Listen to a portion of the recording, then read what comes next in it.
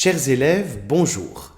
Aujourd'hui, dans cette vidéo, je vais essayer de vous expliquer la différence entre mais, M-E-S, et mais, M-A-I-S. Je vais d'abord commencer par des phrases d'exemple.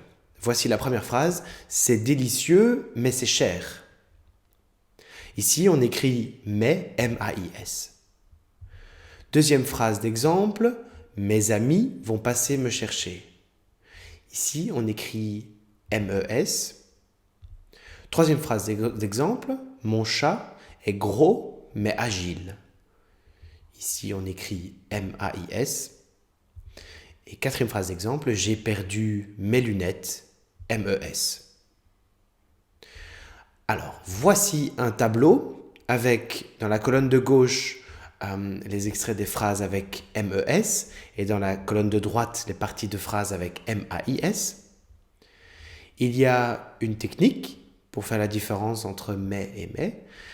Si on dit mes amis, on parle des amis qui m'appartiennent, entre guillemets, c'est un possessif, un adjectif possessif.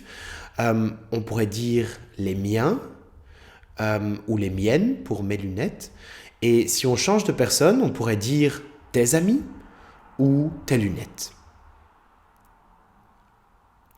MAIS, ce n'est pas un adjectif possessif, donc on ne pourrait pas dire délicieux, t'es cher, ça ne veut rien dire, ou gros, t'es agile, ça ne fonctionne pas.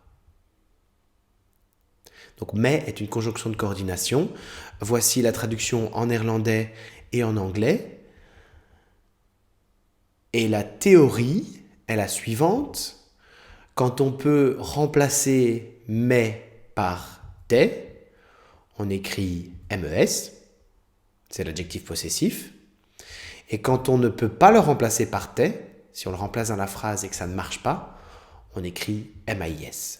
C'est la conjonction de coordination.